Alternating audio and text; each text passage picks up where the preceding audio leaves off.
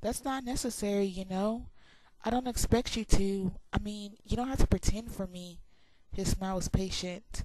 I'm not pretending. I pushed the remains of my cereal around the edges of the bowl, biting my lip. Are you going to tell Charlie I'm your boyfriend or not? He demanded. Is that what you are? I suppressed my internal cringing at the thought of Edward and Charlie and the word boyfriend all in the same room at the same time. It's a loose interpretation of the word boy, I'll admit. I was under the impression that you were something more, actually, I confessed, looking at the table. Well, I don't know if we need to give him all the gory details.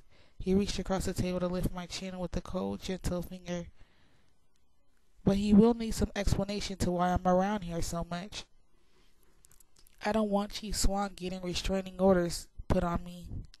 Will you be? I asked, suddenly anxious. Will you really be here? As long as you want me, he assured me. I'll always want you, I warned him. Forever. He walked slowly around the table, and pausing a few feet away, he reached out to touch his fingertips to my cheek. His expression was unfathomable. Does that make you sad? I asked. He didn't answer. He stared into my eyes for an immeasurable period of time. Are you finished? He finally asked. I jumped up. Yes. Get dressed.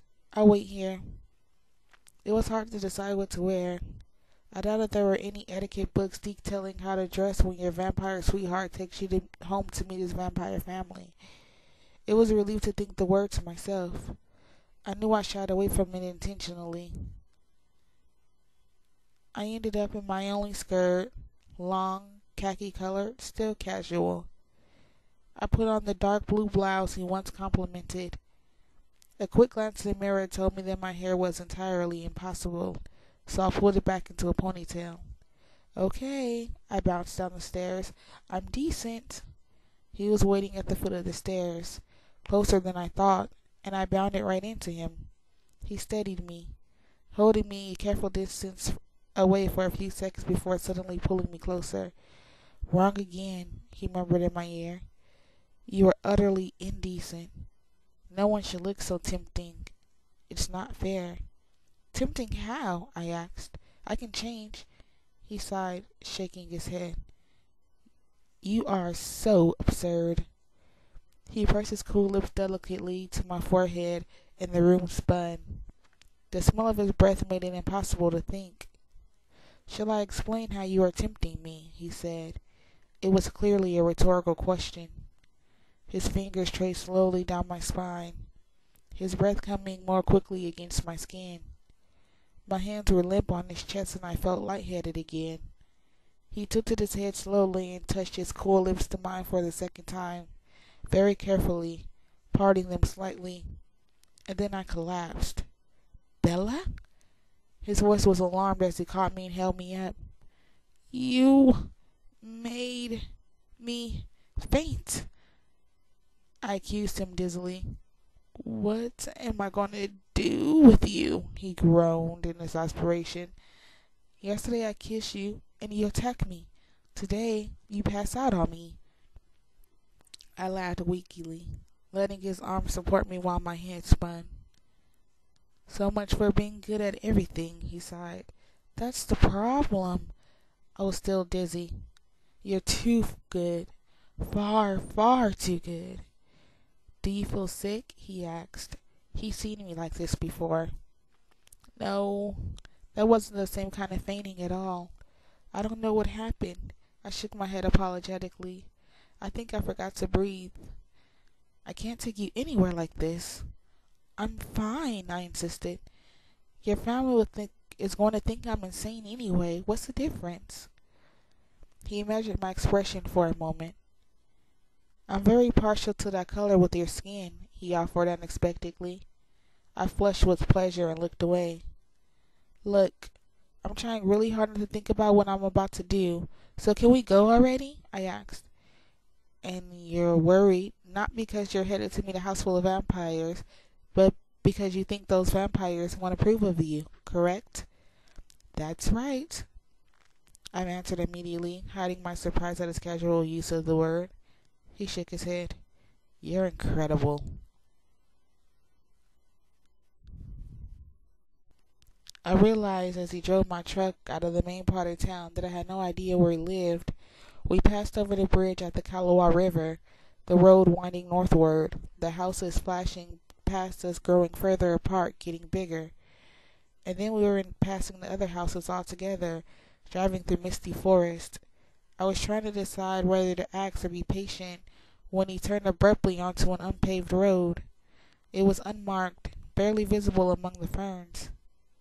The forest encroached on both sides, leaving the road ahead only discernible for a few meters as it twisted serpent-like around the ancient trees.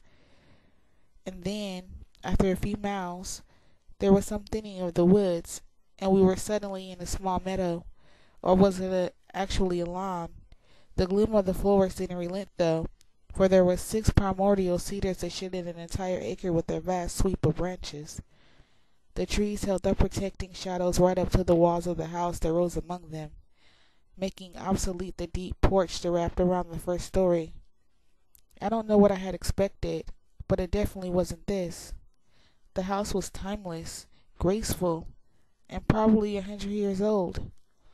It was painted a soft, faded white, 3 stories tall, rectangular, and well proportioned. The windows and doors were either part of the original structure or a perfect restoration. My truck was the only car in sight. I could hear the river close by, hidden in the obscurity of the forest. Wow. You like it? He smiled. It has a certain charm. He pulled the end of my ponytail and chuckled. Ready? He asked, opening my door. Not even a little bit. Let's go. I tried to laugh, but it seemed to get stuck in my throat. I smoothed my hair nervously. You look lovely. He took my hand easily without thinking about it. We walked through the deep shade up to the porch. I knew he could feel my tension. His thumb rubbed soothing circles into the back of my hand. He opened the door for me. The inside was even more surprising, less predictable than the exterior. It was very bright, very open, and very large. This must have originally been several rooms, but the walls had been removed from most of the first floor to create one wide space. The back south-facing wall had been entirely replaced with glass, and beyond the shade of the cedars, a long stretch bare to the wide river. A massive curving staircase dominated the west side of the room. The walls, the high-beam ceilings, the wooden floors, and the thick carpets were all in varying shades of white. Waiting to greet us, standing just to the left of the door, on a raised portion of the floor by a spectacular grand piano, were Eric's parents. I'd seen Dr. Cullen before, of course, yet I couldn't help but be struck again by his youth, his outrageous perfection. At his side was Esme, I assumed, the only one in the family I'd never seen before. She had the same pale, beautiful features as the rest of them. Something about her heart-shaped face, her billows of soft caramel-colored hair, reminded me of the ingenues of the silent movie era. She was small, slender, yet less angular, more rounded than the others. They were both dressed casually in light colors that matched the inside of the house. They smiled in welcome, but made no move to approach us, trying not to frighten me, I guessed. Carlisle? Esme? Edward's voice broke the short silence. This is Bella. You're very welcome, Bella. Carlisle's step was measured, careful as he approached me. He raised his hand tentatively, and I stepped forward to shake hands with him. It's nice to see you again, Dr. Cullen. Please, call me Carlisle. Carlisle. I grinned at him, my sudden confidence surprising me. I could feel Edward's relief at my side. Esme smiled and stepped forward as well, reaching for my hand. Her cold stone grasp was just as I expected. It's very nice to know you, she said sincerely. Thank you. I'm glad to meet you too. And I was. It was like meeting a fairy tale, Snow White in the flesh. Where are Alice and Jasper? Edward asked, but no one answered, as they had just appeared at the top of the wide staircase. Hey, Edward, Alice called enthusiastically. She ran down the stairs, a streak of black hair and white skin, coming to a sudden graceful stop in front of me. Carlo and Esme shot warning glances at her, but I liked it. It was natural, for her anyway. Hi, Bella, Alice said, and she bounced forward to kiss my cheek. If Carlo and Esme had looked cautious before, they now looked staggered.